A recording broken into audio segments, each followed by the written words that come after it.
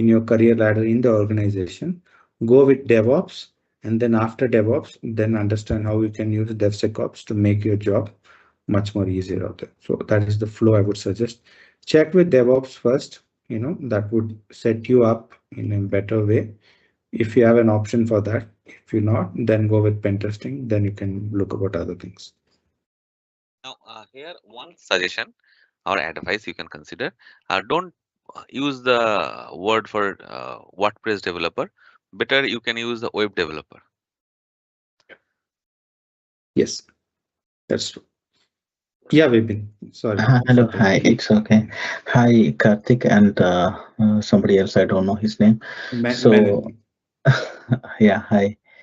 Hi. So, my first question is, what would be the future of DevOps actually after coming these copilots and ChatGPT, and now everything is booming. These kind of things are coming into the tech world. So, and what would be the future of DevOps compared with cyber security and data analytics or data science, whatever? So, but data science, I done some research on that. It's a bit difficult uh, uh, DevOps engineer, because I'm not coming from a coding background. So for me, can you please suggest anyway, you answer this question, like for suggesting better is try for 2 months and let me find out the best place.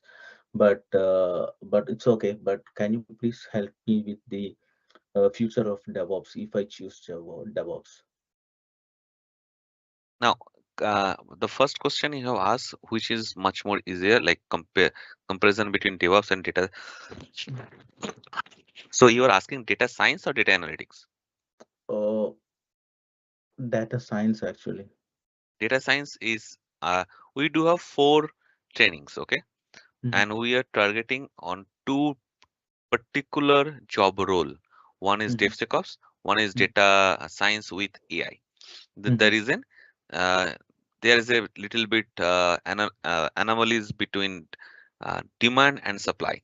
mhm, In this particular 2 job role, there is no demand, sorry, high demand, sorry, my bad, mhm, high demand and a very less supply. Okay, and that is the reason if you search in the LinkedIn for DevSecOps job role or AI job role, or data science or data engineers with AI, with mhm, machine learning, this skill set, you will mhm, find plenty companies, they are, have a opening for 2 months, and not more than 100 people applied. If you mhm, search for developer or data analytics position, you will mhm, find within a hour more than 100 people applied. Okay, another thing you'll find very interesting, that the same position, the company, same job role, they are reposting after 1 or 2 months, because and that thing happened a few days before with one of our consultant. They took the interview 2 months before, then again it taking the posting the same job role twice. Okay, because it is very hard to fill. Now comparing, if you try to compare the learning curve, data science is much more stiffer than DevSecOps or DevOps, because on that Yes. particular field you need to know coding, you need to know Mhm, mathematics, and mhm, based on this two, you need to learn predictive analysis, machine learning, deep learning, these algorithm sets. mhm. And if I tell you to compare with cyber security and DevOps or DevSecOps, what would be your answer for that? You and now here is a thing, you cannot compare you know uh, apple with orange, right? Mhm, uh, Now you can because in some point mhm, DevOps and the cybersecurity going to be in a collide, not collide, it is going to be uh, Merge. merged, yes, better to mhm, say. And mhm, that is a product called DevSecOps. If you split it, DevOps security ops, right? Development mhm. security ops. So Oh, DevOps is also present over there. Security is mhm, also there, DevSecOps. So that means while you are using agile methodology in your SDLC or software development lifecycle, now how mhm, you are managing your cybersecurity Mhm. compliances over there, or Mhm. Mhm. if you are have a total security team, how you are going to Mhm. automate the everyday security related day-to-day work. Okay, Okay. so Okay. one like 10 years before, there is a called system engineer. Mainly they used to work on Linux and managing the server. Then Mhm. they evolved to build and release engineer. Mhm. Okay, from 2012 to 2016. Then the same position they got the new name, DevOps. Okay, so it Mhm. is not going to be this AI or things is not going to stop this. It will Mhm. help to evolve to better possibilities. Now it comes DevOps. Now DevOps Mhm. have another branch called SRE, Site Reliability Engineer. They have a Mhm. little bit different job role. But now this DevOps and cybersecurity intermingle and creating a new position called DevSecOps. Problem is in this position you, and it is very early stage, and that is the key factor. Mhm. So because in this particular position you need to have a DevOps ideology and cybersecurity skill set. Make sense?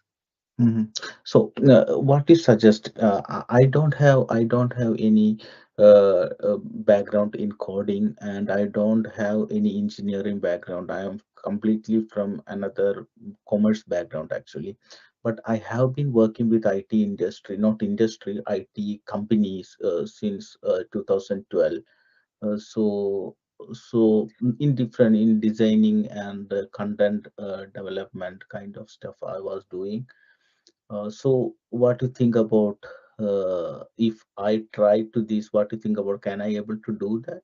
Or people, if you have any success story, people like me So you are did based this. out of which country? I'm based out from UK. I frankly I don't have. I can guide you based on my experience, but we Mhm. don't have direct exposure on UK's job market. Actually, we Okay. don't have any exposure on any job market other than US job market. Okay, so but Okay. based on our previous success stories and our student success stories, how do we can understand in there are certain difference between job market to job market, right? Mhm. Like suppose in Germany, Mhm. in job market, maybe you were a very skillful engineer, but still some like 60% of the job they have some their language barrier, right? Mhm. Mhm. In India, most of the company they their primary criteria is what where and how, which degree you have. Okay, Mhm. but in US they are very open minded. They don't care like what is your background. They have only Mhm. single mindset. Can you perform this task? Do you Mhm. have the skill set or not? If Okay. you have the skill set, you are most welcome in their team. Mhm. Now if you ask me, can I reach that skill set? Yes, definitely you can, because I don't know data engineering, because for that mathematics is very important, fundamental or pillar for that particular skill set. Okay, Mhm. but DevOps, we do have the data science with AI course, but we always, before enrolling any student, we always ask that if you have a very comfortable with maths and digits, then better to go, or else try to join the our 6 weeks free training. Then after that, if you feel comfortable, then only you move forward, because it is not about the monetary loss, it is about the time. Okay. Our course price is Yeah. not that much, but Okay. it will take 2 months, and this is very important time for you, right? For DevOps and cybersecurity, no, you don't need any coding. Okay, so another thing, I was trying some of the DevOps tool nowadays. So I found in some videos as well this YAML and using the YAML in Terraform and this Docker file creation. Those are pretty simple. It's like go to the Terraform. Page and do copy from there and post over here and understand the AWS according to that put the Mm-hmm. services. But some most of the job role they are asking good understanding about Python also. So Python is when I try to understand Python little bit, it will become a more coding things is there. So that's the place I was thinking No, of. so mostly so Python, there in DevOps, you can use plugins or their script, or sometimes if you are working a very secure environment where you cannot use their generalized script, sometimes many companies they ask to write the script. Now this script either majorly Python is the language uh, will be used to for this scripting. Okay, so Mhm. that's the reason in many job of this role you will find they were asking about Python skill set, but probability that you are going the scripting on your uh, day-to-day job role around 10 to 20%. But don't Okay. confuse with Python and Python scripting. Mhm. Python scripting much more, or any scripting is much more easier to learn compared to Python code. Oh, that's a good knowledge for me actually. I don't have idea about the difference between coding and scripting. Yeah, So that Bash is a scripting language, right? Yeah. Bash, Shell, Okay. Groovy, Python, Mhm. or like Python have a scripting as well as coding language you can consider. Oh, okay, okay, okay. Thank you for that information. And one more thing, uh, so it will take I nearly think two to three you months. Yeah, yeah. all of this these queries and question will you will get the answer if you attend this weekend session with Mr. Mhm. Devashish for DevOps. He will Okay, come across all of these DevOps tools, including the Terraform, which you have mentioned. okay. Yeah, So end of this course, you guys help me to make the what is portfolio or something, a project, live project or something like that.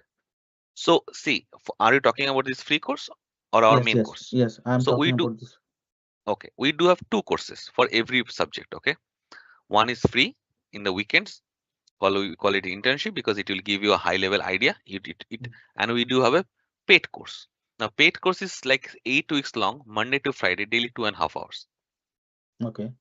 Now, you need to understand we cannot go deep Mm-hmm. on 8 weekend session because Mm-hmm. we try to cover as much as we can, Mm-hmm. and we need to spread and horizontally, not vertically. So after this 8 weekend, you will have the high level overview of that particular domain. Okay. Now Just. after Mm. then if you felt like okay, I joined Mm. DevOps, joined cybersecurity, I felt cybersecurity is much more easier for me, then Mm. either you can join our training or you can join any other training, right? Okay.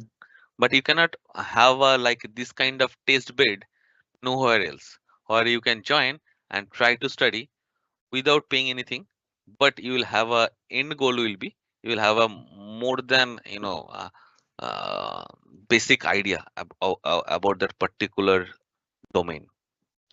So as you suggest in this free course, you guys are not helping us to make any live project, right? No, that's we are what you are going trying to. we are Yeah. going to showcase some of our hands-on, Okay. but it's not because today even we have our last session 8 sessions video Mm. on the YouTube you can watch.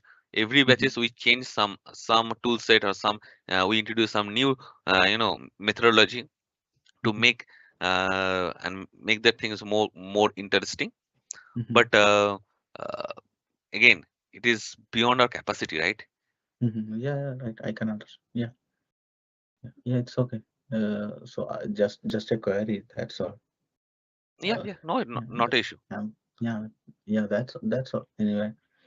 Thank you so much. So yeah, we'll see. I can decide after this session which where would be my best place Yes, I can yes. walk. Yeah, yeah, yeah. Cheers, mate. But Yeah, thank you. and Yeah. you, there is a one question about the success stories. There are so many students, so Mm-hmm, many, not at mm-hmm, all from IT background. mm-hmm, Okay. mm-hmm, Uh, they came from a totally different background. Okay. And after doing our training, not this Mhm. training, our actual training, and Mhm. after completions, and few of them join our consulting firm, few of them, they try to gather a full-time position like W2. Mhm. Uh, both of them got their job within couple of months after completions of their training. Mhm. Mhm. That's Now, a great news. Yeah. so it is always remember all of the training. Your primary goal is try to gather the skill set. Yeah. Okay. Mhm. Mhm. So and we do have another question, Iqbal. I think Mr. Debasis sir is become uh, uh, getting a little bit angry on me. Give me 2 or 3 minutes because he's waiting to start our DevOps session for today. Just give me 1 or 2 minutes. Yeah, Iqbal, please. Hello, Hey, hi. can you hear me? Yeah, we can hear you. First of all, hi to everybody. Um, I am a cybersecurity student. Actually, I've taken a course from an institution which is called AI Ops, and there is cybersecurity, DevOps, SysOps, and artificial intelligence, all under this one course. So my question is, right now I'm going through all of these courses and going to complete it soon, and like not so soon, like in 6 months. But actually, I'm confused about which particular domain should I choose. Either it should be DevOps, SysOps, or artificial intelligence, or cybersecurity. I would like to So tell you just about my background a little bit. yeah. Sorry. So the training you have done Um, in which background? I missed that uh, part. Mhm. actually, previously my age is 39, and previously I was a school teacher, but I didn't find it interesting, and I wanted to switch my career. And I did it because now going through this course. But for long term, I'm actually confused, like which particular domain should I follow? The DevOps, SysOps, artificial intelligence, or cybersecurity? And to be very clear, like at this age, now switching my career, like one of my top priority is that I want to earn more. I am a challenge taker. Whichever domain I choose, I would be able to do it. But I'm confused, which domain should I follow? Now, again, your present training, can you little bit give us little hints or about your whatever the courses you are right now doing on AI ops or Yeah, whichever sure. I think she's going for a six It's months paid course where they're covering a lot no, of no. topics. It's actually a 1 year course, and it's from it's actually a remote course from an institution in Pakistan. It's called Al Nafi, and they're offering this course. But Like I'm satisfied from their course, but in the long run, I'm confused. Which No, domain should I but follow? And that also, course. my purpose of joining this meeting is I'm also looking for an internship because I want to polish my skills and do some practical work. So in your course, you are learning DevOps or cybersecurity or AI because those three, especially All this of these, AI, all of these. uh, that is the There kind of. are 4 sections in this course. The first section is cybersecurity. The Mhm. second section is DevOps, the third is SysOps, and the fourth is artificial intelligence. M- Uh, I'm actually from yesterday, I've started the DevOps section. There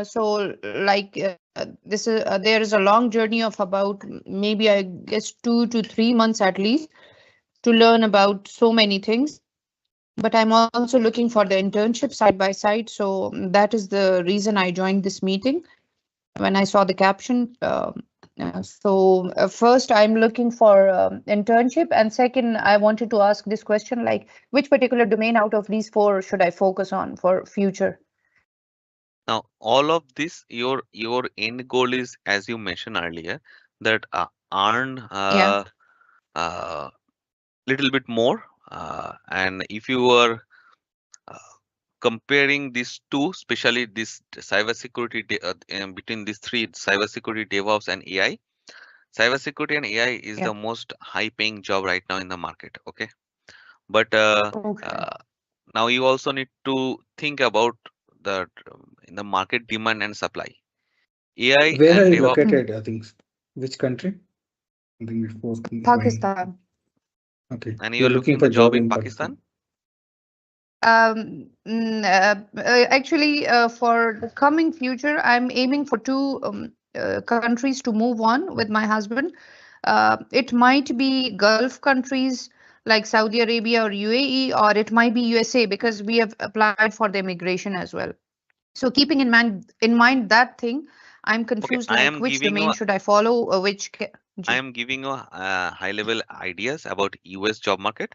Both of Hmm. them is fantastic, AI and the Okay. cybersecurity. Both of them have a Okay. good opening and less number of supply. Okay. So supply means the Hmm. demand and the people are applying.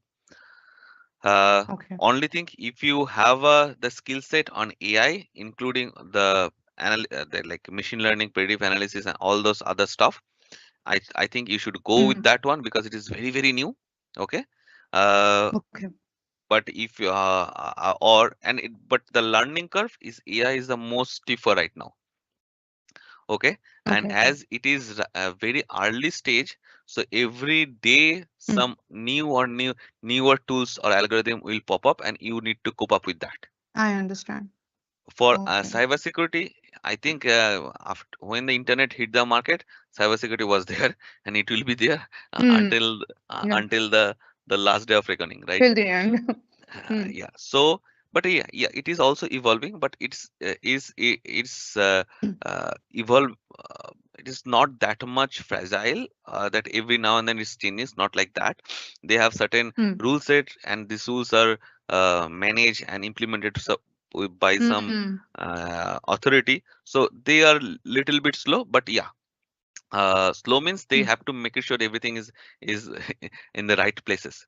So, but Okay. in And in what about in DevOps compared to these? DevOps is compared to these two, DevOps is little bit it's still not yet mature. It is but it Hmm. already covered its early stage. So yeah, you will have that demand and supply. It has a good number of supply Hmm. compared to other two. Hmm.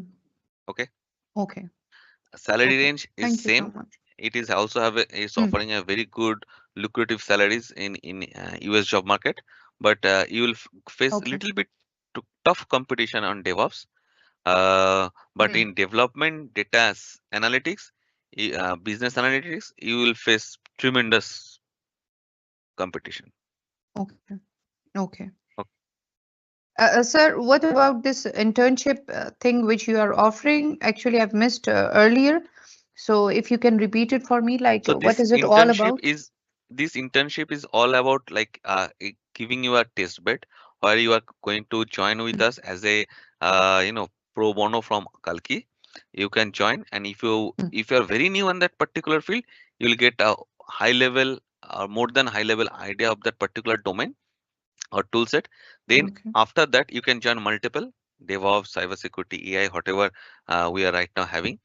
And then if you finalize, and you'll have a clear idea that okay, this path is for mine. I can Hmm. cope up with that. Okay, we will Hmm. discuss about the hands-on and everything, pros and cons, Okay. truthfully. Then you can choose okay, this Okay. field I should go. Then you can join Hmm. any paid course from us or anywhere in the world, and from Okay. there Like you initially, you can take free hands-on work. yeah, this 8 weekend session every Saturday. Okay. Okay. I would Okay, definitely join. sure. Okay, I think we are Thank you. done for today. We need to because Mr. Madam, Devashish, yeah, Rakesh, madam, let Mr. do you want to Yeah, ask about certification? I will. So certification will be covered in the next session by Mr. Karthik, and you are in touch with me, so don't And worry. how will be notified about this free internship? How to join it and how to The start it? same meeting link every Saturday, same time for 4 hours. First 2 hours for cyber security, next 2 hours for Mr. Debashish for DevOps. Okay. We do have a WhatsApp group. And We do have a website. we will be sent any link or something? Are you in our WhatsApp group?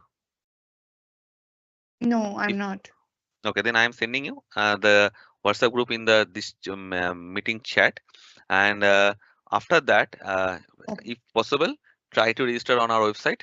It will give you a lots and lots of extra things like AI generated mock interview, or you can communicate with as a interview environment. It will help lots of our students, though I think it is going to launch by end of this weekend. So resume template and Okay. interview question answer, so many things. So we are trying to make it sure that our students who are enrolled with us, they successfully land the job with our consultancy's help, or without our consultancy's help, whatever, but their success should be Okay. there. Right. Okay. Please share the WhatsApp link so Yeah, I can sure. join. Okay, Thank you. Mr. Devashish, I am not going to take any more of your time. Sorry for Yeah, that. sorry for taking it longer Yeah, than too much anticipated. time I have taken. Yes, sorry, sir. Uh, yes, not a problem actually, Karthik. And am I audible, first of all? Yeah, you are. Yes, Yeah. Okay. So absolutely wonderful discussion. I'm really. I thought it should continue for a bit more longer. Uh, See, these sessions will keep on continuing. If I am a bit cut short today, it doesn't matter. We can compensate that on the next weekend, or it is designed for 8 weekends. So we can make it 9 weekends or 10 weekends. It is up to us. Okay. So there is absolutely no issues. Thank you. Thank you. Yeah. Anyway, so that was a really engrossing discussion that followed, and I think our students are going to definitely benefit. Just have exercise a bit of patience. Just go through these 8 sessions or 6 sessions. You will get a lot of, I mean, you will get a lot of room to expand your vision and your knowledge base, maybe. But our scope is a bit limited in this, 2 hour session every weekend, because the purpose is not to go into much depth and too much of hands-on, because that is reserved for our paid courses, the students who have enrolled with us for our paid training, because there we arrange for a full-fledged in-depth training where it goes up to a level where they find it comfortable to attend interviews, and we prepare them for all those stuff. And there is a lot of success stories. Somebody was asking about our success stories. Yes, there is, and innumerable of them, coming from different domains without any coding background. In fact, not having any flavor on IT. There is no IT background. We were successful in placing them with big companies in US. So don't worry. Take your time. Be with us. Trust us, and we are there, and you are there. So let me start my session on DevOps. I know it is very difficult for me to start the car after it has come a long journey, after such a nice journey with Mr. Karthik and Mr. Menon. So it will be, the car is a bit choking right now. I will take a bit of time to really win you off with that particular DevOps. DevOps is definitely going to complement your knowledge with DevSecOps, because they are two not competing brands. They are competing knowledges. They are actually complementing knowledges to each other. So if you are DevOps guy, you are also going to promote yourself, upgrade yourself to DevSecOps. If you are DevSecOps and are finding it a bit difficult to cope up with that knowledge area, go to DevOps, learn DevOps a bit more. Okay. So what I will do, I will, first of all, I will share my screen, or maybe I will share my video.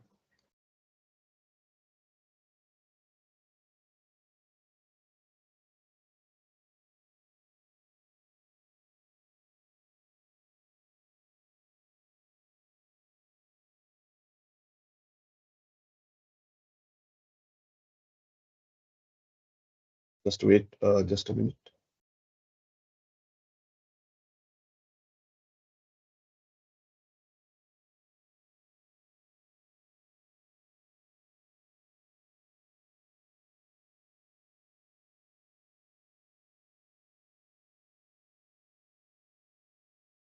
I don't know, my camera is not working right moment. Okay, not to worry about that. Not to worry about that. Let me.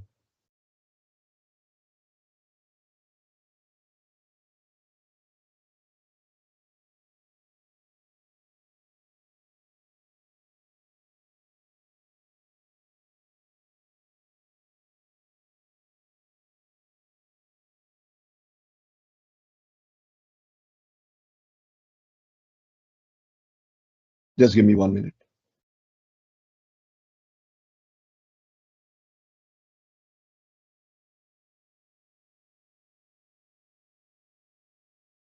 Okay, I will close my camera. Some technical glitch. Anyway, I will share my screen.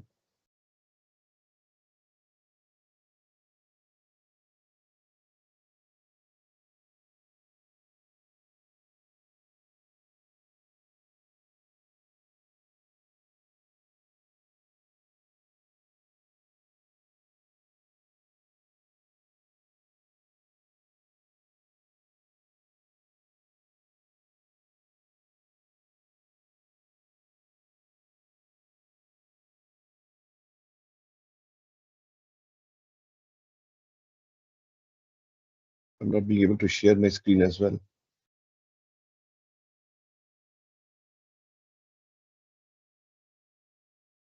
Maybe you can rejoin. Okay, I will rejoin.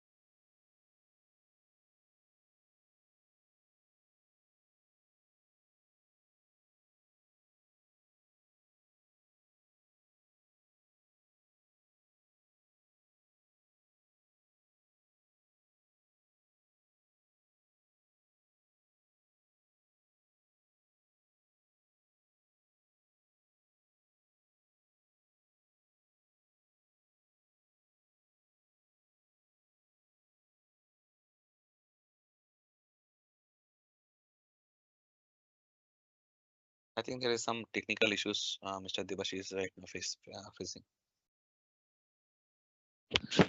If you guys have any, meanwhile, if you have any question or discussion, we can continue that on that.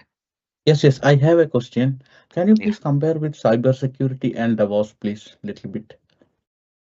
Again, it cannot be, because there are certain areas where they are, merged together and creating some new, and it will merge. See, both of them comes under operational domain, right?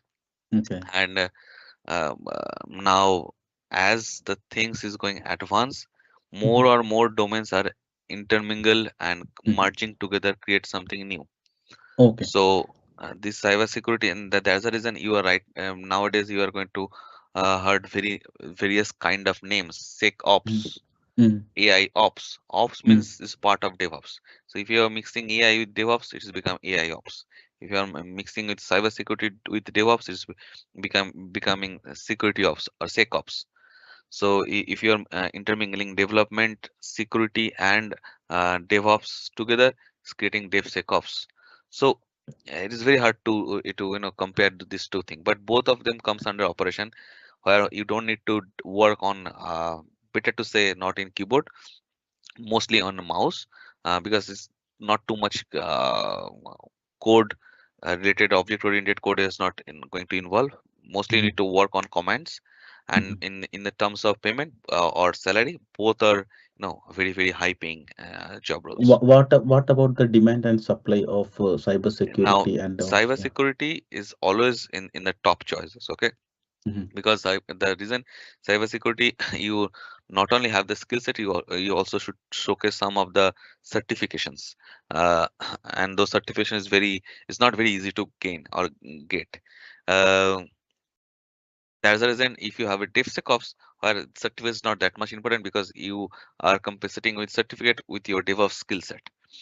uh, Now DevOps is little bit, not it yet not matured, but it started, I think, back 2015. Okay. So you can understand, last 10 years, so many people, they have already gathered this kind of skill set, and they are your competitor. But in cybersecurity, same, but some new version of the cybersecurity, like DevSecOps, AI Ops. This is very new skill set, where companies require those skilled people, but in the market they don't have, right? Yeah, got Yeah, it. Okay. yeah, Thank you. Thank yeah. you. That's how it goes. We've been actually like when you asked out there DevSecOps, there is a DevOps component there. On top of that, you're supposed to study security as well, related from a DevOps perspective. So joining a DevSecOps course will not make you an expert. You need to be comfortable with DevOps first, and then you come to the DevSecOps perspective, right? Because you're taking the same CI/CD pipeline and everything, then adding security component to that part out there, right? So that is why. So if you're thinking taking up DevSecOps role will make you an expert in DevOps, that does not occur out there. DevOps is entirely different. You're adding few things, just like and adding features into your cars when you buy a car, right? It's like security is that you're adding more things into that. So Okay. So Were this? another matrix I'm giving you. I am not just let Mr. Debasis start. Okay, just giving a one matrix. Those students who have completed our DevOps training, only DevOps training with us, with help of our consulting firm, they normally it takes 5 to 6 months to secure their first job. Where those students done their DevOps and DevSecOps, both DevOps and cybersecurity, and then we start placing them on DevSecOps position. Normal success average is 2.5 months. So you can understand the gap between demand and supply. The same Okay. students, same IQ, but based on the demand and the market condition, DevOps it's take 5 to 6. This take average 2 to 3. For Okay. this DevSecOps. Okay. Got Yeah. it. Got it. Uh, Okay. Yeah, Thank you. Mr. Devashish. Okay, sorry for this inconvenience. Let me see if I can now join Yeah. with my camera on. Yeah. Yes, Yes. it is there. So let me also, the recording is already started. So I will go to share my screen. Just let me know if you are being able to see the screen. Yes, yes.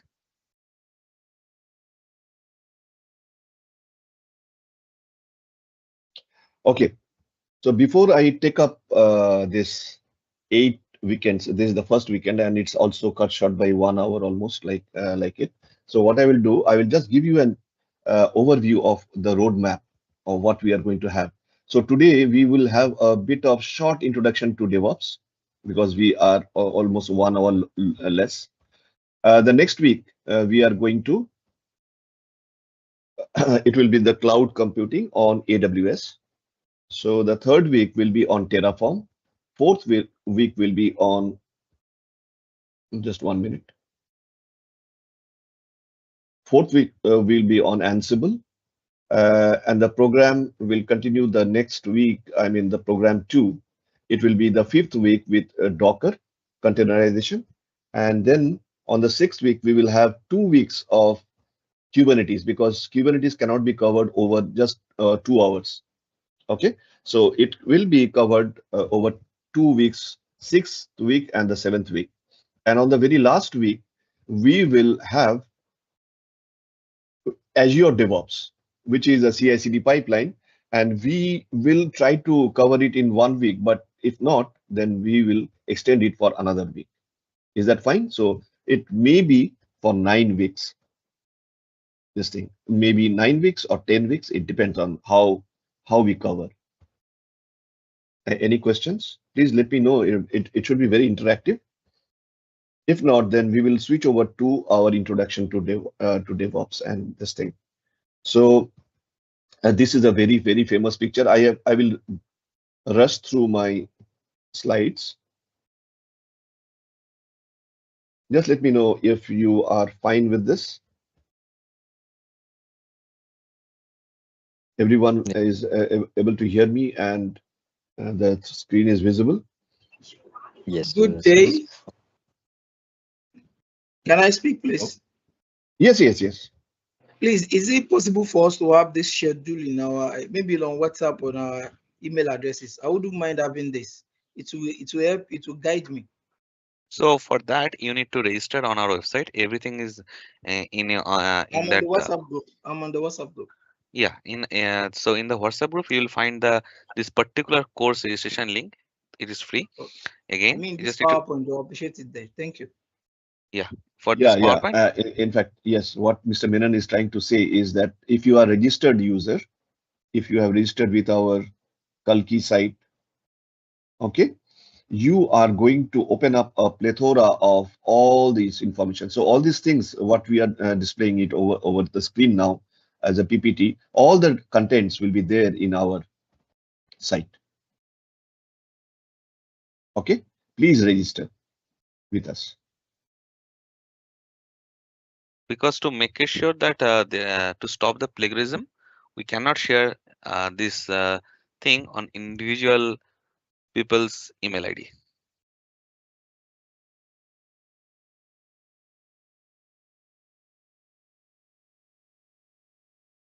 Okay, so I will brush up. I will just go quickly a bit on this. Is that you see on the left hand side there are two phases. The left hand side is the development team working on this plan, code, build, and test.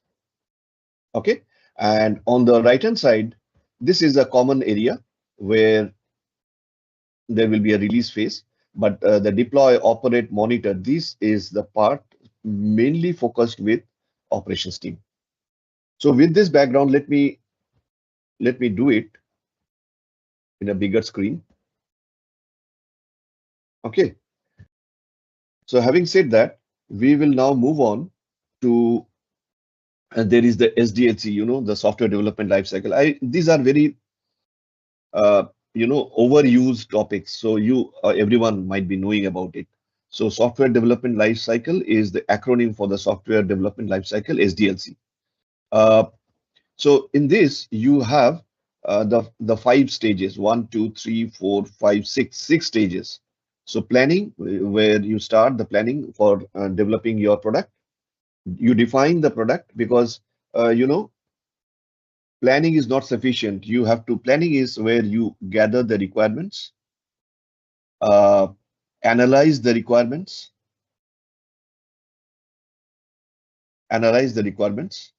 then convert the business functions,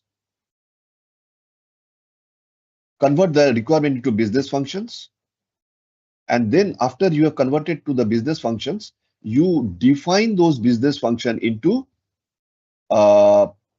somewhat technical functions. Okay, because finally you have to deliver a software product. And these technical functions once designed, now there will be BAs, business analyst, who knows the business part and who knows with the help of solution architects, you will convert them to technical functions, because business is a very non-technical business requirements that has to be converted to somewhat technical. So that is called digitalization. You are digitalizing the particular business functions into technical functions. Technical functions, here there will be UML diagrams. These diagrams, or there are lots of other diagrams as well. Okay, sensitivity diagrams, and there are so many other diagrams sort of. They will combine to convert these technical functions into some where the developers will now, these are the design documents, DSDs.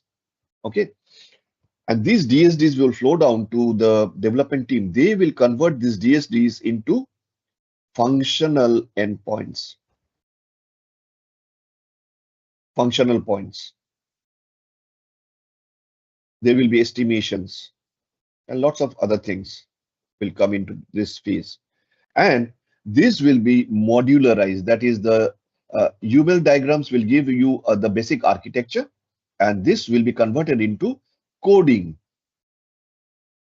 blocks.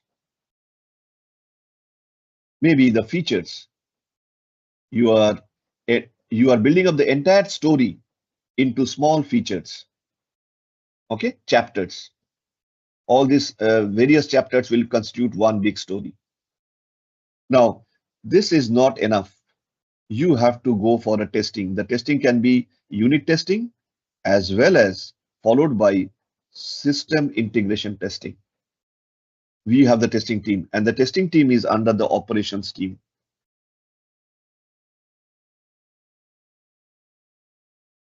Testing team is under operations team.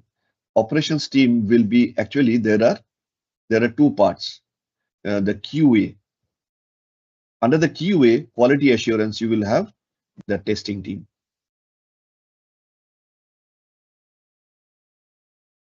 And the service team. Each of these will be headed by one manager: QA manager, test manager, service managers. But operations are the backbone. If you thought developers are the backbone of a company, you are very, very wrong. The backbone of any service-oriented organization or a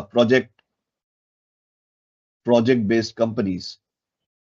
So they are the vendors for most of their clients, and those they are the backbones, the operations, because they are the people who will manage, maintain, monitor, and govern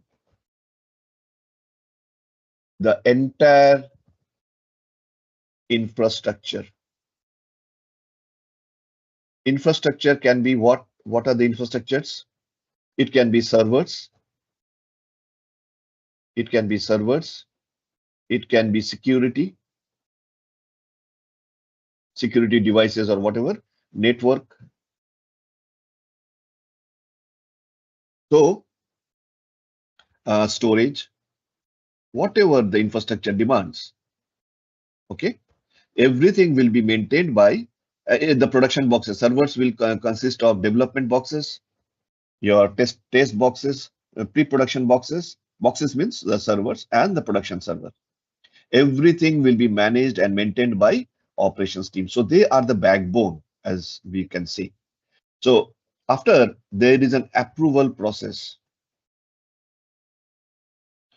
it will be passing, we will be deploying it to either development bed for the further thing, I mean further release, or to the testing for higher testing for UATs in pre-production, or we can go for production deployment. So this is the deployment part, and this will be in cycle. This will be in cycle because there, after you have put that into production, there can be again some issues. Those issues will be coming to the project team. Project team will again start planning, defining.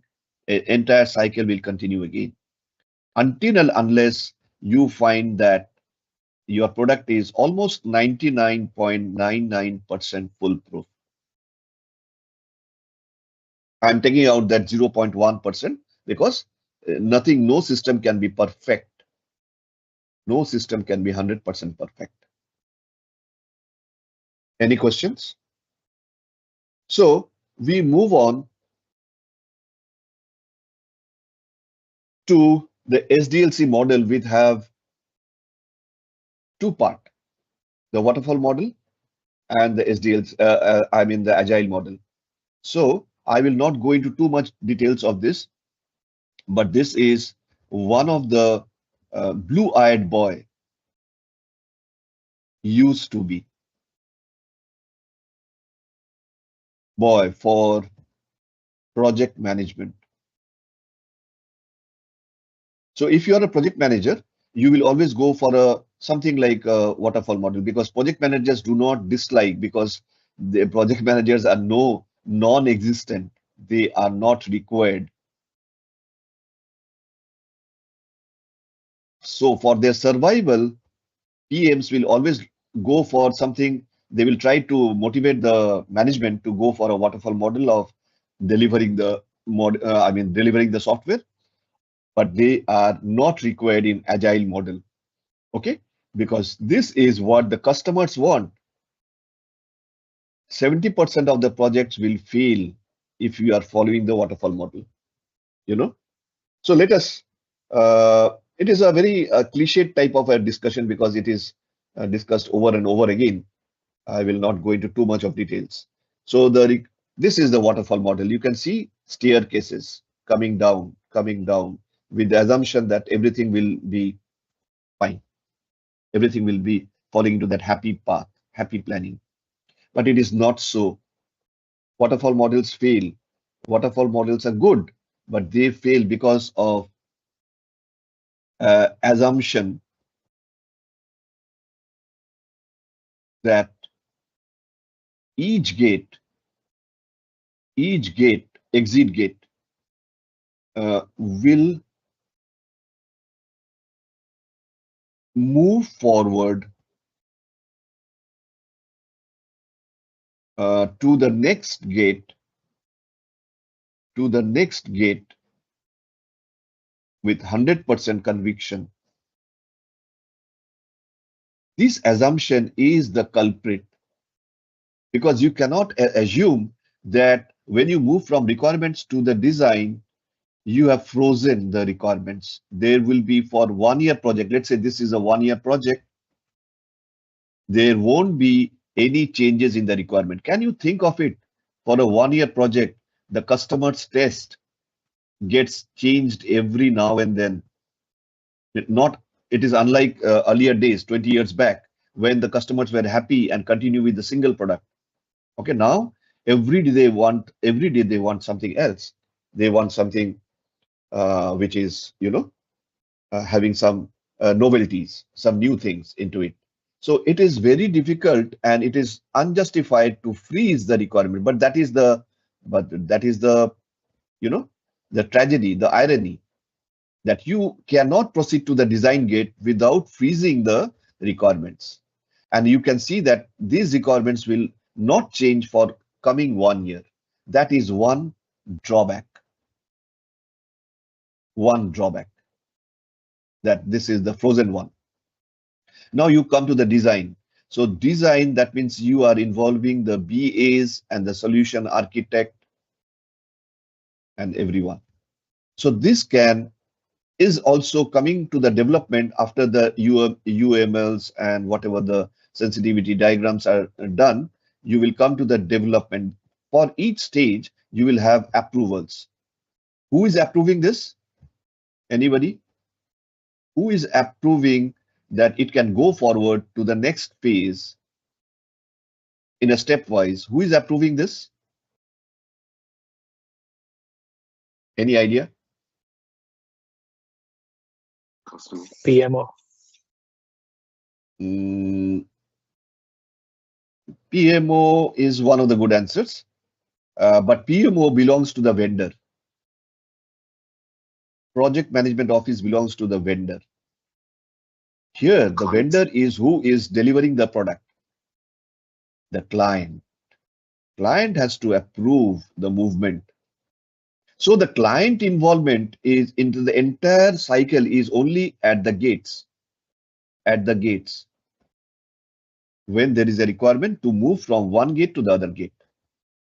Okay, the client is involved. Otherwise, the entire cycle, there is no involvement of the client. This is an important stakeholder, you can understand, because they are the sponsors of the project.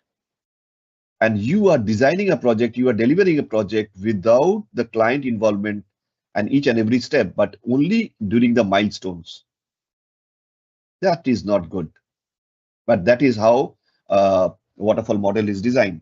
So with the approvals, because there are lots of documentations, you know, because how the client is not going to see your development, or they are not aware of what you are doing on the code level or design level.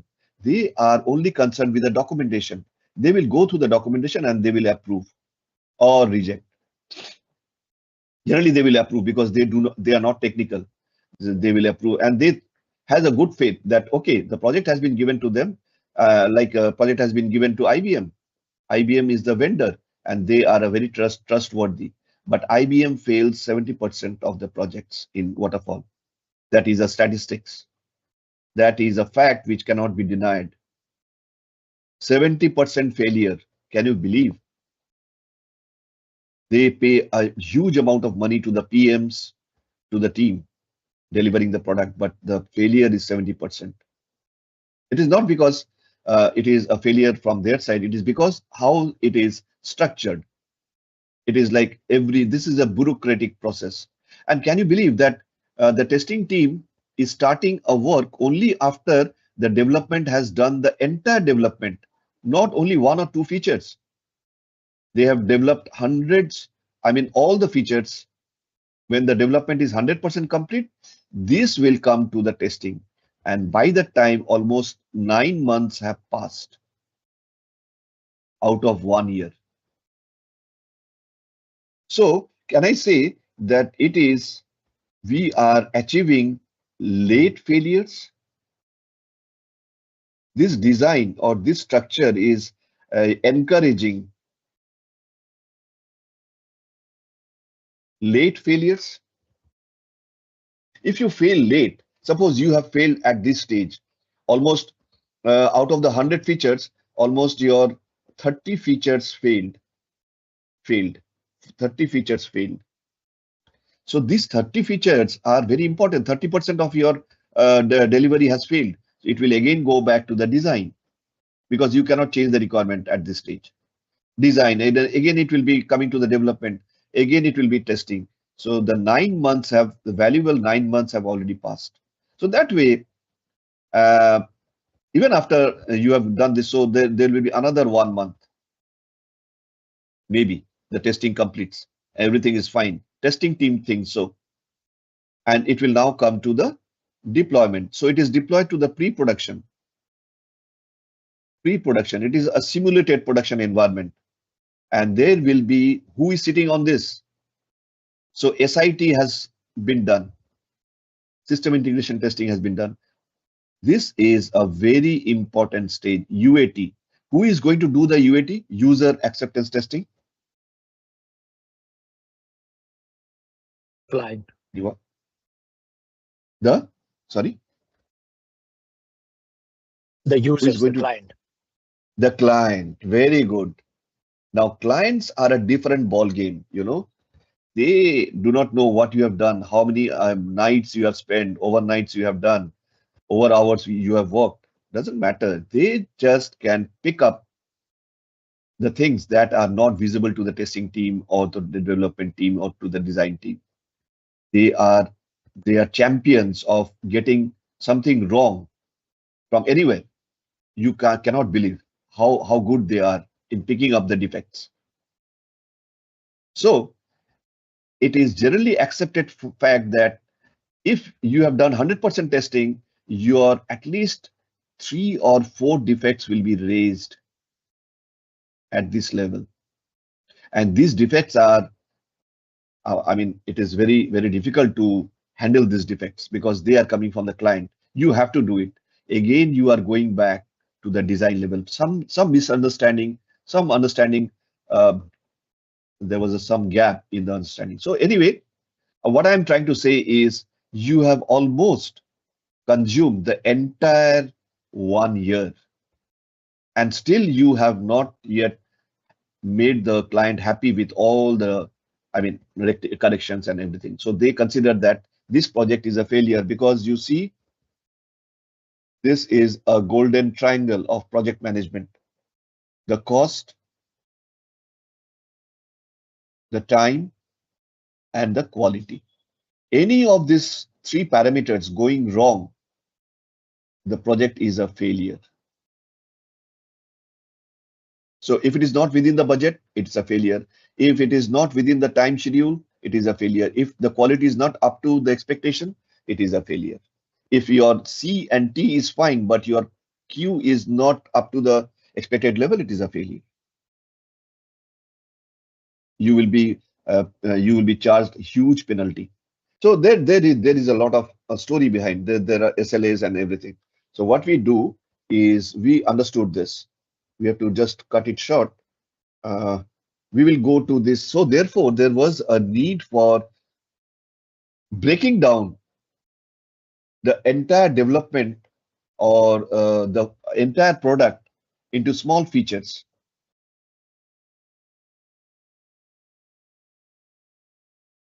And put it under the sprint releases. Instead of targeting 1 year, what you do, you target 2 weeks and pick up from a prioritized backlog. So there will be a backlog bucket. There will be a bucket, and that bucket will be governed by whom? This is an agile methodology. So this will be the bucket will be managed and maintained by business owner. Who is business owner? Is he from the client or the vendor? Client. Client. So you see, you are involving the client. Every day there is a stand-up call, 15 minutes stand-up call.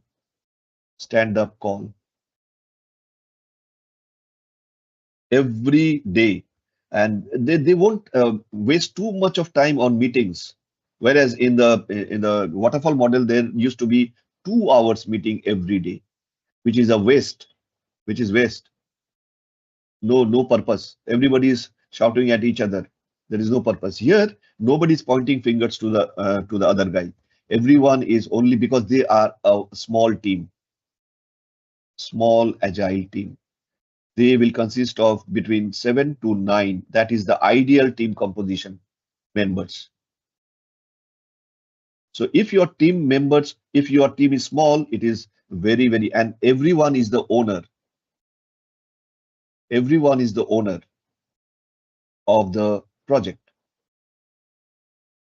There is no project manager, no PM, no documentation or minimum documentation. Your focus is on delivery. No documentation, almost nil. no PM, therefore no documentation, no somebody, no one is dictating your work. Nobody is micromanaging you. You are the manager of the team. So everyone, all the 7 and 9 members are the managers, and they are all in all. They will take decisions. That is a team. You are in a very democratic setup. There is no autocracy. Everyone can decide. Nobody will point fingers to others. So 15 minutes is actually like a 2-hour meeting. It is so effective, but it's only 15 minutes. Okay, they will decide on 3 points. What happened? What did you do yesterday? What are the issues that you encountered? What has been done about those issues? Second is, what are you going to do today? Okay, and the business owner will ask, what are the resources that you need from my end? I will arrange that. So the resource manager, so the business owner and the scrum master, maybe there is a scrum master. Okay, Scrum. Anybody has any idea what is Scrum?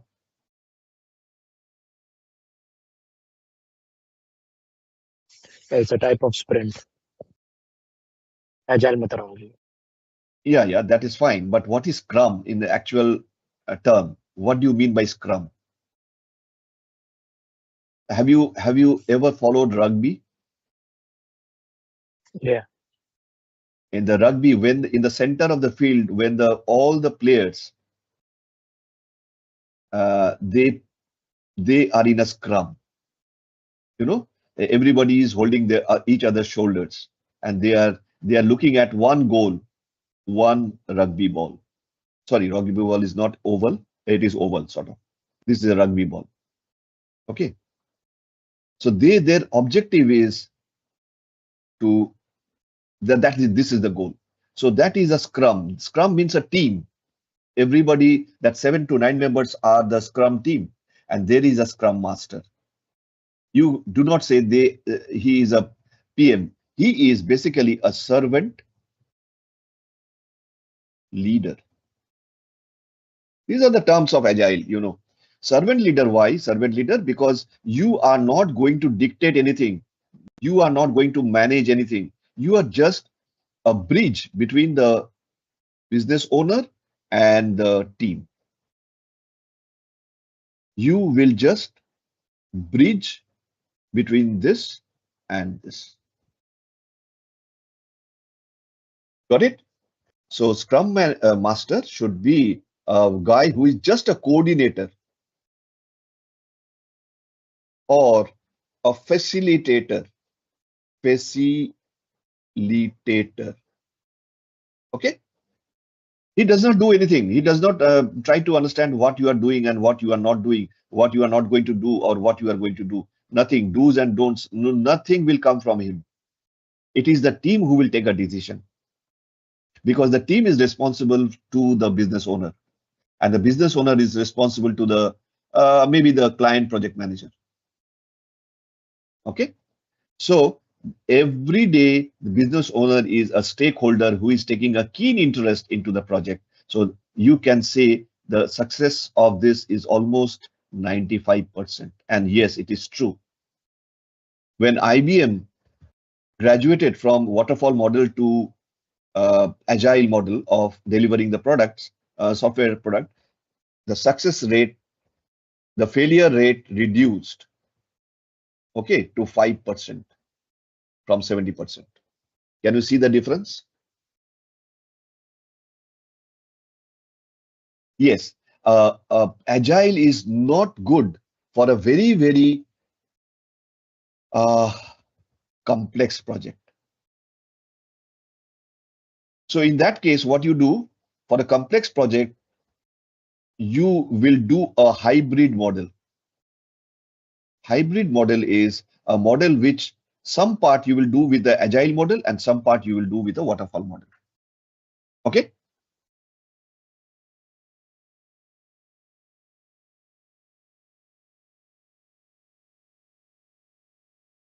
Agile model has a lot of advantages. We are fine. So now, why did we discuss about agile model? Okay, because agile and DevOps are synonymous. Now that this is a egg and hen story. It is like DevOps or agile. Which came first? There is no answer to it. So we can say they complement each other.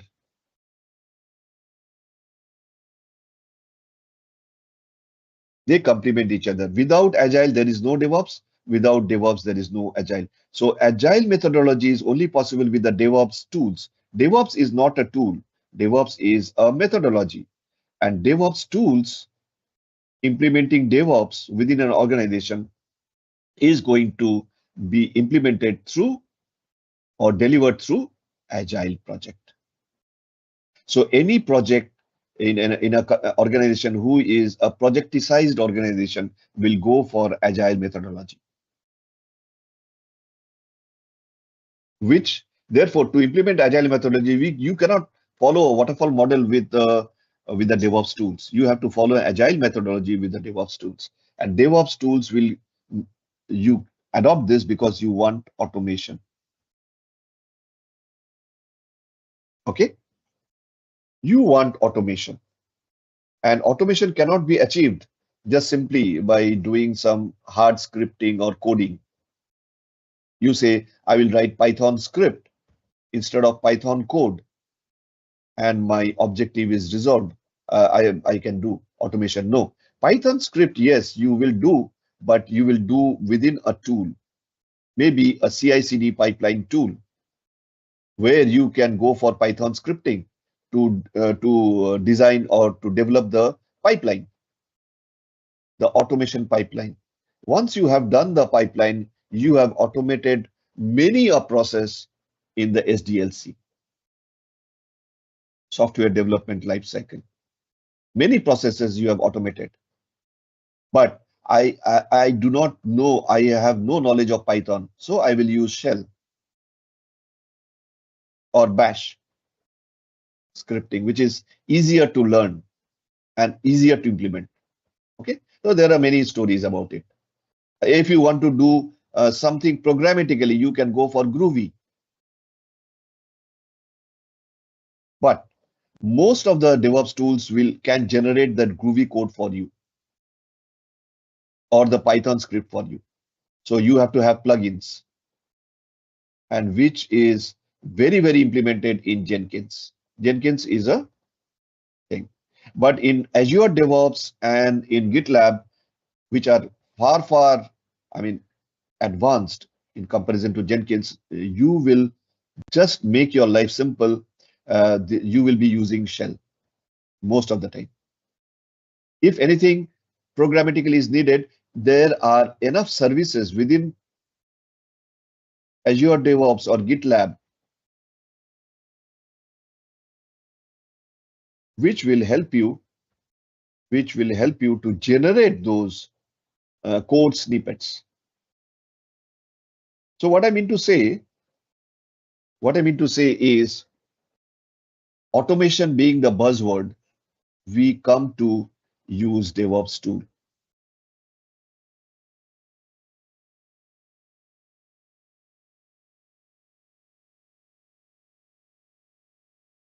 Now, the developers and operations were working in silos. Do you agree? They are isolated. Isolation is a good part, but it is not good when we consider as one team. They are not one team. They are separated. They are working in silos. This guy doesn't know what operations team is expecting or doing, and this guy does not know what will come from the developers. How will they coordinate? So there is always a firefighting.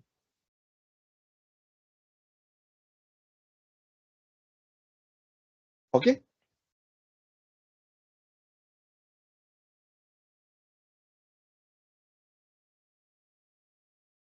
Yeah, this will continue. The developer used to run the code on his system and then forward it to, because there is a myth called ego. These guys are experienced and they think they are indispensable, or rather, the company does not run without them. So they have a lot of ego, and because they are innovators, they are innovators. They innovate a lot of new things, new code, new designs, and everything. So they satisfy a lot of ego. Whereas operations guys are down to earth, rather they cannot bring up their head out of their work. They are so much work pressed. They are pressed a lot, so they cannot develop themselves into other areas. They cannot spread their knowledge. They have to keep on doing the same thing, a repetitive work again and again. So there is a very less room to develop themselves as an employee. They are restricted to their own very repetitive field of work, but they are very, very important work they are doing. So whatever delivery they do over here, they think it is foolproof. And these guys, they do not accept, because something is running very fine. This is the server they are maintaining, the production server. Okay, everything is running fine. Why should they take something which can destabilize,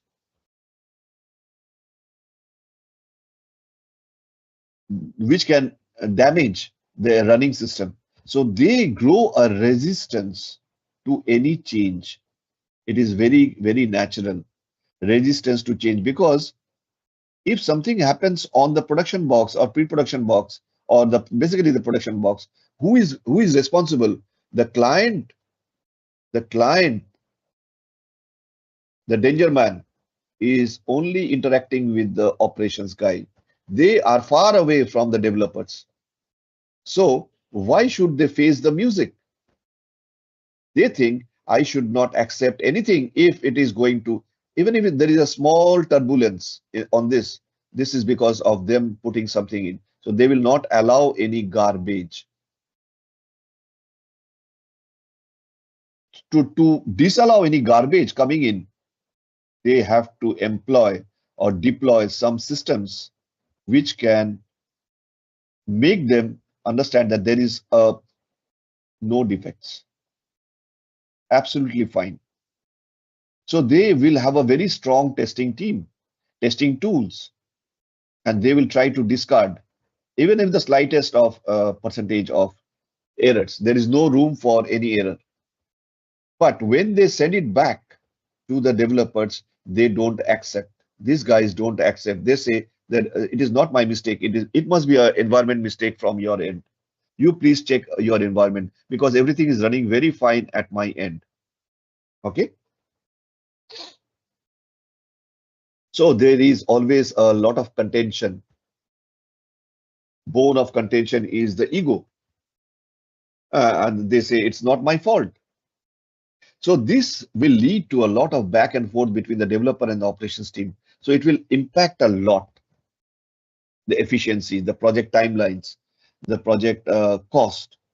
Everything goes up. It is out of management. It is unmanageable, because this is a daily activity, and the project managers and the test managers and the service managers and the program managers get frustrated. This is a daily activity. So came the DevOps guys. Now you are coming with a solution to them. You have pitched in. This is DevOps with their own methodology, with their own tools. For each of these phases, they have tools. They have DevOps tools. Each will have a tool. Everything will have a tool. Now these tools are tested, proven, stable. Okay. So when the testing team through their tools, DevOps tools, will test a product coming from the developers. They can easily find bugs and can give it back to them. Now, do you think that the developers, however ego they might have, can they reject this call? Because they will get a detailed report. Even they will get which line of the code is having a problem. That level, that micro level, they will get a report. So now they cannot deny. However, because you will never find a fault with your product, because that is the human tendency. But now they cannot, because the tool cannot say lies. Tool does not lie. So what it is gradually happening that the bridge between the gap between these two teams are now getting bridged. And you are the person who is bringing that bridge, who is constructing that bridge between the developers and the operations. So DevOps guys plays a vital role. Okay. Any questions so far?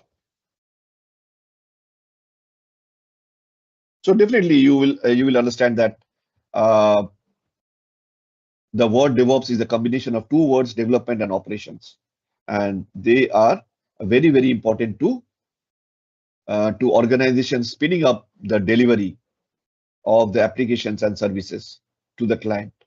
That is a necessary part, that you bring them together through your DevOps tools. And these DevOps tools are definitely your knowledge area, not developers, neither it is IT operations.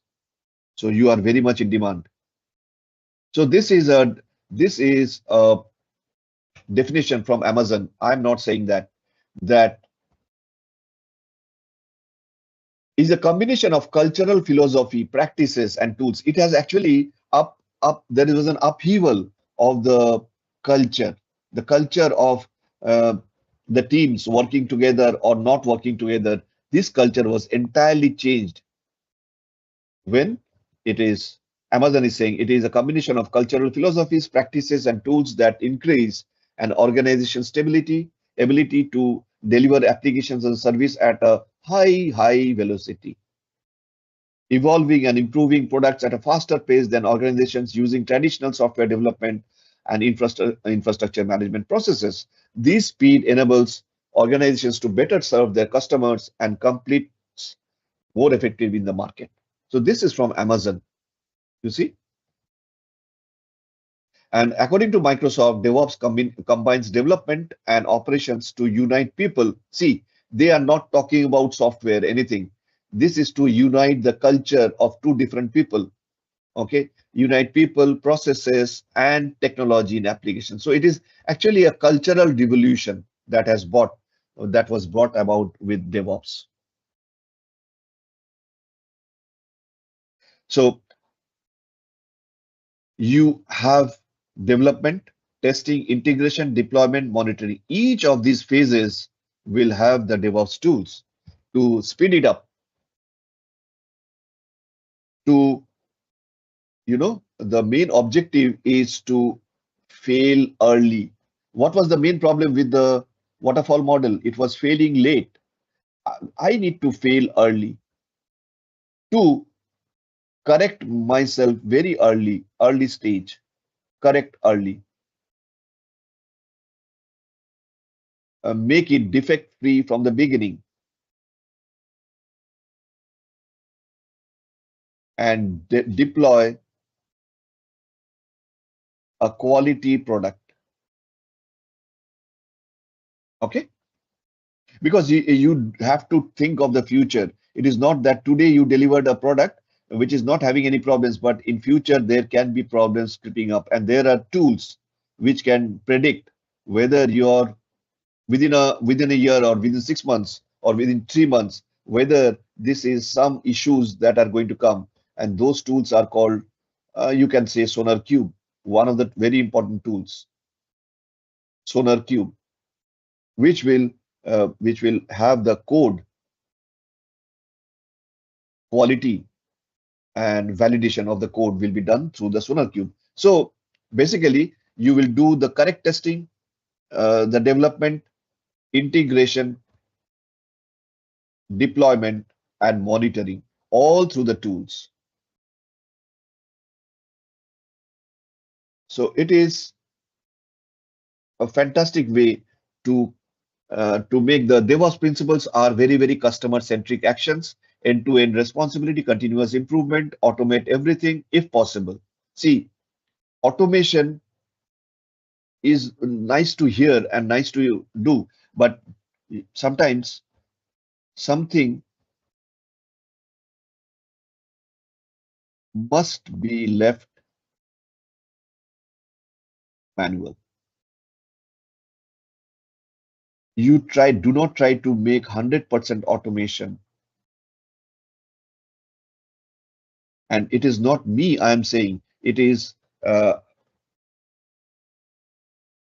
software pundits and the process gurus are saying that you must leave some part of it manual, but try to achieve most of the repetitive processes which are going to achieve, which are repeated and this thing. So try to automate them, but leave few of the things manual, like most of the bad jobs.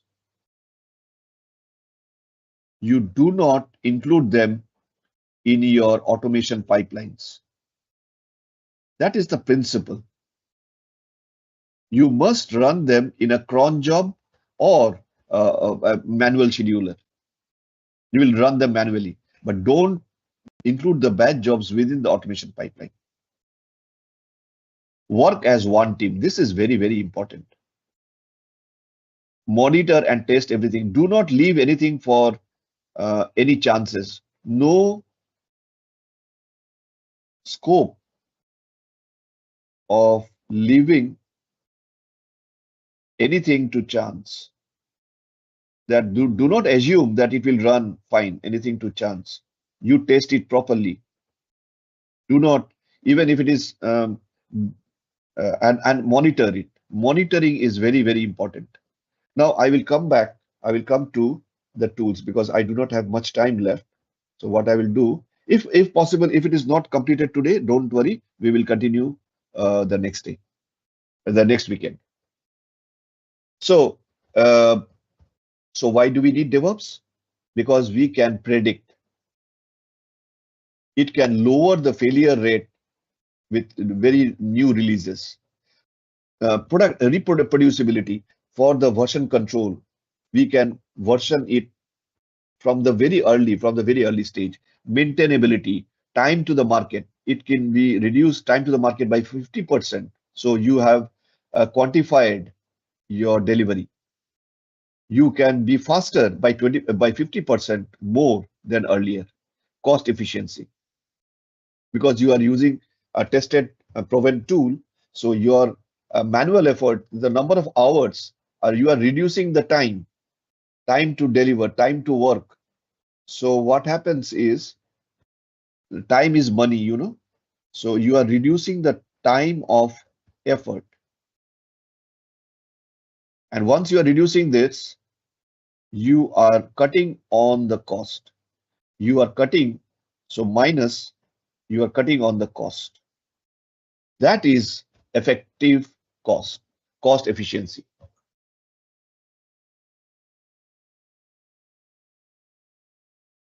Hello? Am I still audible and still visible?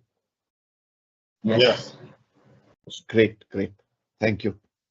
So, you know, you can go through that traditional IT versus DevOps. Of course, it is less productive, more productive, skill-centric team you need. But here is the team is divided into specialized silos, more time invested in planning, smaller and frequent releases. So that is sprint releases. Difficult to achieve the target or the goal because the most of the time it is a failure. Frequent releases with continuous feedback makes achieving targets easy. Yes, I would like to come to this part. Here, it is said that if you can master 20 tools,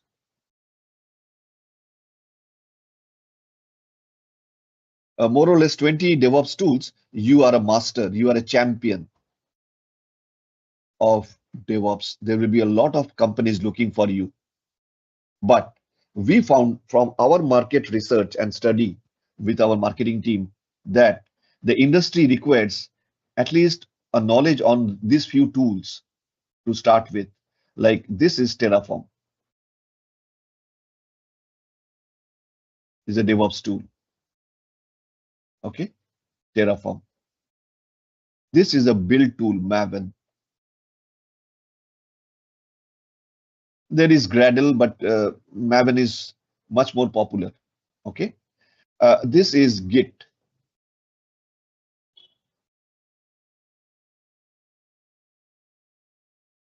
Git. So a technology, we are going to learn each and every part in our actually the paid course. We are going to learn in depth on each of these tools. So version control, we need to have this for the coders. Okay. Then the container management, we will learn Docker.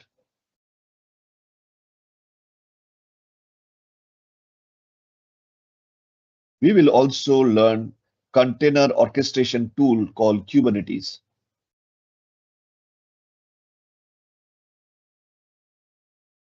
So how many? 1, 2, 3, 4, 5. This is Vagrant, but we will learn during the time we learn Kubernetes, Vagrant.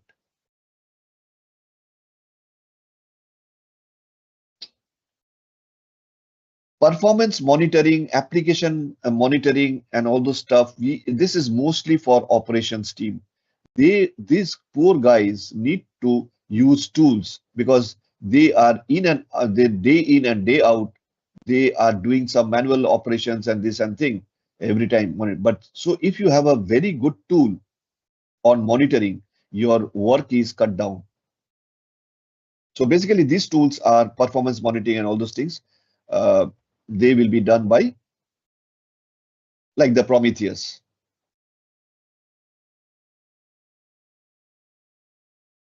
Very good tool for the operations guy who are actually in the operations team to learn. But as a DevOps guy, the more and more tools you handle or learn is better. But for the timing, you do not need to learn Nagios. This is Nagios. Okay. Initially, we had Nagios in our course, but generally the total course duration was almost like 3 months if we had included them. But generally, the tendency of our students is to, and because they have to quickly go into the job market, so we have reduced it to 2 months.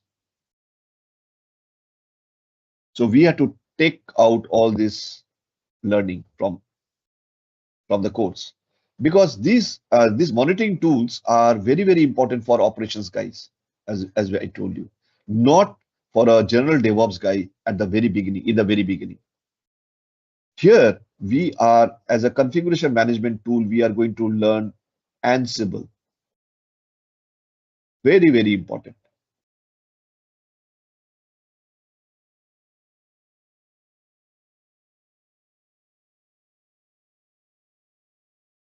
Ansible, there is Chef, there is Puppet, but we are not going to learn because see, for each domain, this is one domain. Under this domain, you need to learn at least one tool. Okay, so we are learning Ansible is most popular there. So we will learning that. And coming to this automation, deployment automation, that is the CI/CD, we are going to learn this one. This Jenkins was good earlier, but now it is falling behind because this GitLab and Azure DevOps, this is Azure DevOps, has captured the market, mostly Azure DevOps. GitLab is almost comparable, but we used to teach GitLab and Jenkins. After Jenkins, we had introduced GitLab to our students. Then we have shifted over to Azure DevOps. Okay, this is the integrator or the deployment and delivery tool. So this is for automation pipelines.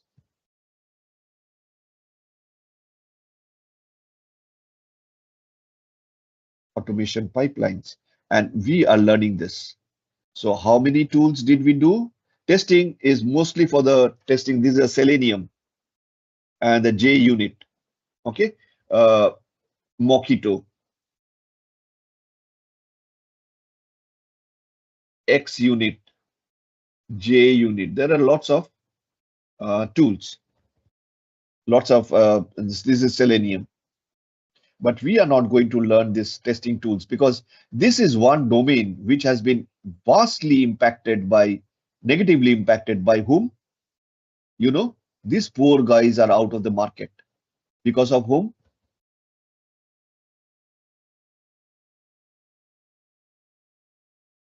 DevOps engineer. Hey, AI. DevOps engineer is not affected, but the testing guys is mostly important, impacted because now you can basically do with autopilot within Selenium. You can mostly design your test cases and execute the test cases automatically without the intervention of a test manager or a testing team. Yes, but big organizations will still have a testing team because there can be number of parallel projects, lots of parallel projects together, and it's better to go for a, yeah, the testing team size has reduced considerably because the impact of AI. So continuous monitoring, like you have the Nagios, and there are other tools, Prometheus, and you know, there is a very but there are few costly tools as well. They are very, very costly. So otherwise, this continuous monitoring is a boon for this operations guy. So what we are ending up is saying that 1, 2, 3, 4, 5, 6, 7. Yes, 7 is the tool number of tools. If we are learning 7 tools in DevOps, we are absolutely wonderful. But again, I'm saying these tools are fantastic tools. They are proven tools, but you have to learn the tools in depth, and your knowledge, your skill has to be perfect. Fantastic tools. So again, as Mr. Menon was saying, that you have to develop your skills. So we are almost done, or maybe few of the slides are remaining. So I will do this. I mean, 5 or 6 slides are still remaining. I can go through them today, but I will not on a Saturday evening or a morning. I don't want to do that. That will be some sort of a torture to you. So let me end the session over here. But remember, I will start next weekend from this particular slide.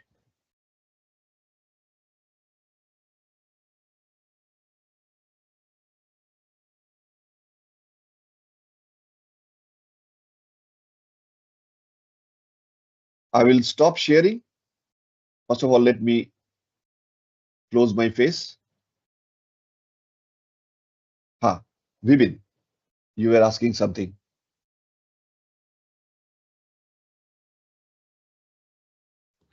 hi, thank you so much for this session. Actually, my question is about that Azure. So you show this Azure, right? Azure So DevOps. yeah, no, yeah, sure, DevOps. So earlier we used to learn this AWS, right? AWS was number one in cloud. So now you're saying Azure. What is Azure then? Okay, not Now you no, we are not. See, we will go through that. We have a session at the very end. We have a session, 2 sessions maybe, probably the 8th session and the 9th session. We will deal with the Azure DevOps. So we can park the question from till that point. But yes, it is too long a time. So what I can say is, you know, Azure is the cloud. Azure portal. We say Azure portal that is coming from Microsoft. Azure DevOps is the actually another tool coming out of Azure from the same house, Azure, which is Azure Cloud.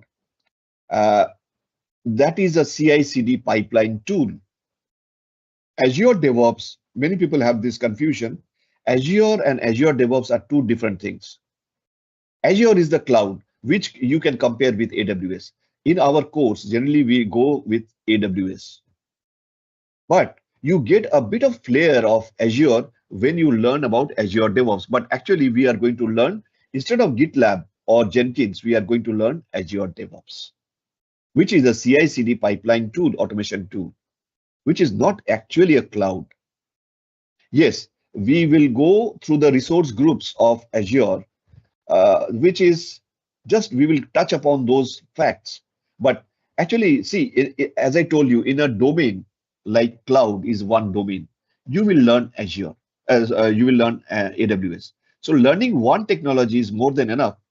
So if you don't have to learn Azure as well as AWS as well as GCP, Google Cloud. No, just learn one and the most popular ones. Okay, the concept remains the same. It is not in our scope. It is not possible to learn all the tools. And see, this Azure, this cloud and Linux, these are not DevOps tools. But Azure DevOps, GitLab, Jenkins, these are DevOps tools.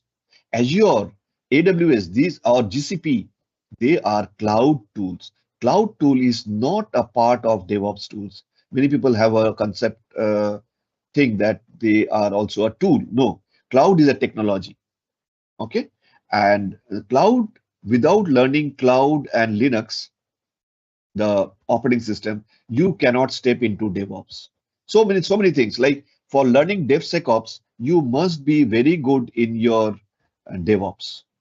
See, people often do a mistake. They directly jump over to learning cybersecurity. Yes, it is. Yeah, one can easily from any domain, they can jump into and learn cybersecurity. But when the industry is gradually moving towards DevSecOps, and where you need to have, if you are not you are not being able to understand the assets that were built through DevOps, how will you provide a security to them?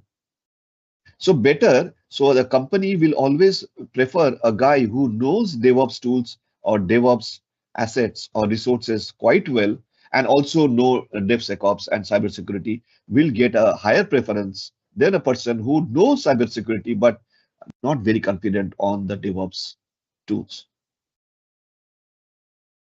Okay, so cloud, which is AWS, which is Azure, which is GCP, which is Oracle, which is IBM clouds, are not in comparison with GitLab or Azure DevOps or Jenkins. Got it? We will see, give us some time. This is just the beginning. We will, I'm very happy that at least you are coming up with questions, making it interactive. Thank you very much for that. But we will gradually have all these concepts very clear. Give us some time, have some patience, and keep in touch with us. Surely, we will not. You will be very happy to be with us. Thank you.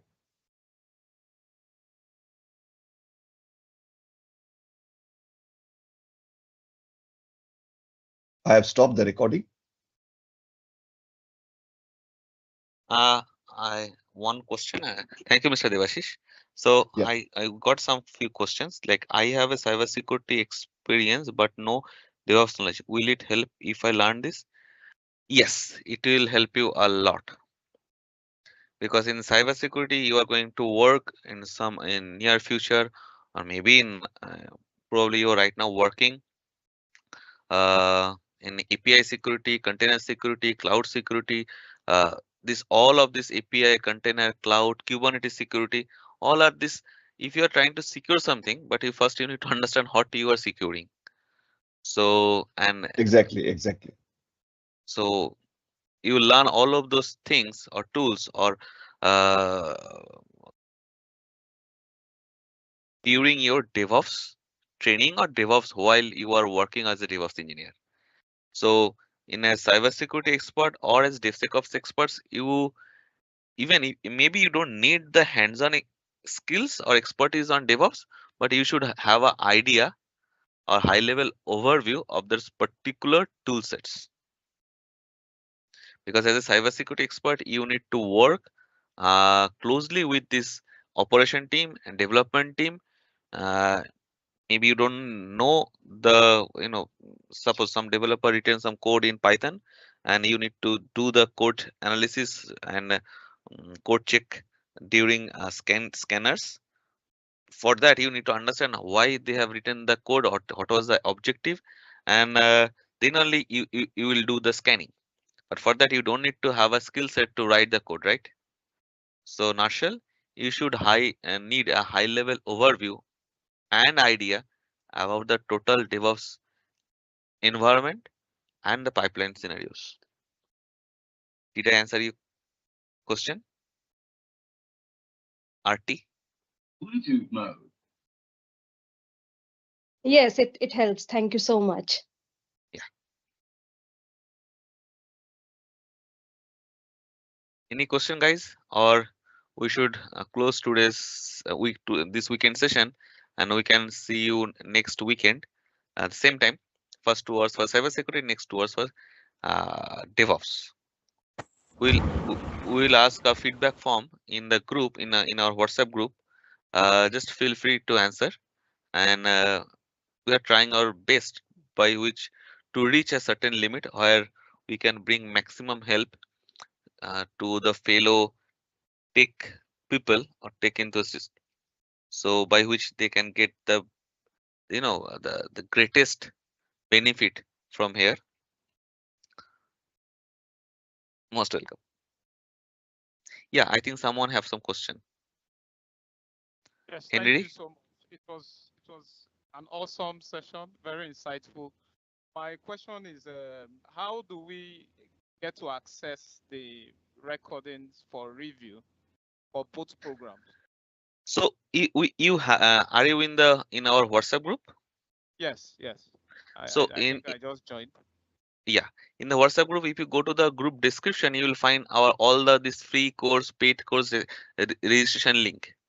So I've done that. I've registered. Both of them? From the site. Yeah, for cybersecurity and DevOps? Yes. Good. Now you will find all the recording over there, all the PPT on my presentation. profile when I log in? Yes. Okay, thank you. And also for the benefit of others who have not yet registered to us with us on the training site, what we will do, we will also post those recordings into our group, WhatsApp group, if that helps. Yes, but you will get the access the recording in through our website within tomorrow. In WhatsApp group, it will take 4 or 5 days to process. Okay. Yeah. Maybe a bit less, but yes. And you will also have our YouTube link, isn't it, Mr. Menon? Yes. And this could WhatsApp you please group, give us the links so we can join some folks that don't have the links anymore? Are you asking for WhatsApp group? The links to register. You can find in our WhatsApp group description. Okay, thank you so much. Are you in the WhatsApp group? In that case, you will definitely go to the group description. You will find all the details. And the WhatsApp group is like a interactive reason. Feel free to ask any question related to DevOps, cybersecurity, even if for your job hunting process. Will if it is during within our limit, we'll definitely try to assist you. All right, thank you so much. Most welcome. So any other question, or should we close today's meeting? I have a question. Yeah, Rakesh. Yeah, Mr. Debasis, first of all, great session. Can you tell me how much Linux coding is required for DevSecOps mostly? How much? Linux coding Do we require Linux coding in DevSecOps? No, not Linux. If you ask me, then if you are good, you have to be very good in Linux. That is one prerequisite. Okay. And mostly the Kali Linux, but any Linux. You start with Ubuntu, or if you are good in Red Hat, that's okay. But that's why we in DevOps we give a lot of stress on cloud and Linux, because that is one thing. And for DevSecOps, some scanning tools may require some customizations, and where you can go for some shell scripting. Mostly in DevOps, when you are managing your assets or creating the assets, resources, provisioning, then you need some shell scripting knowledge. Otherwise, you do not need much of a Python scripting knowledge or a Groovy scripting. If you know, it's good, but the shell scripting is more than enough for any pipeline tools, like whether it's Azure DevOps or the Jenkins, because Jenkins works with Groovy plugins, the Java plugins. Jenkins works on Java. So for Java, you need some sort of a Groovy thing, and they come as plugins, so code snippets. You do not need to know a lot of Groovy, anything, because you can generate that code. So that is why the beauty, you do not need to have a coding background. You do not need to be a developer as such. No need, because we have so many students coming from different backgrounds, accounts background, some hospital industry. They do not have even a basic IT knowledge, but now they are doing an IT job in a good big IT companies as a DevOps guy or a DevSecOps guy. So coding is not, that is a myth. Okay, that you need to have a coding language and you need to know Python. Python language, absolutely no. Python scripting, if you tend to programmatically build something which is, you are not happy, you want to customize more, you want to do something with, but see, every pipeline tool like there's Azure DevOps or GitLab, you can manage everything with a shell, knowledge of shell scripting, that's all. And shell scripting, of course, if you know Linux, you definitely will know about shell. Did I answer your question, Rakesh? Yes. Also, can you emphasize the importance of Kubernetes for DevSecOps? How much do I need to know Kubernetes? So for DevSecOps, I mean, again, you should have the idea. Yes, a very good question actually. Yes. You should have the idea, and there are very, very rare project you will find where you are going to have a project where you are working on containerization, security and containerization, or container security. Now, if then only you're going to have a chance to work on that. But again, for DevSecOps, if you're going to join a DevSecOps, high level ideas about container and Kubernetes you should have. So Kubernetes is the orchestration tool where you will deploy lots of microservices, okay, as in a container, in containers. So definitely the security of the containers is a matter of a great concern to any company. Okay, you should not allow, let's say you have a container which is running your database, and your data is very, very sacrosanct. So you do not want to leak those data to some outside guy. If you give the container an access where your data are stored or your database is running, if security wise they are having some security leaks, then your data is also leaked. So you need to put it into Kubernetes. Kubernetes itself provides the security. So DevOps deals with how you will deploy your pipeline into a Kubernetes cluster. And once you do that, security is automatically inbuilt into Kubernetes. If you know that, it will help you to provide additional DevSecOps or security on top of it. It helps a lot. It is not that you must know Kubernetes for DevSecOps. It is not mandatory. But if you know, nothing like it. Okay, thank you. Okay, guys. Another question with similar Yeah. thing. For every pod that we are deploying, Yeah. we would have to configure the security for every pod that we're deploying in Docker, right? Exactly. So Exactly. this is more specifically towards DevSecOps, not DevOps. Yes, yes, yes.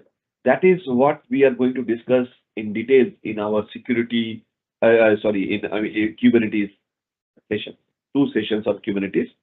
We will try to generate that. Whatever you are asking today, you will get all these answers when we learn about Kubernetes. Okay, thank you.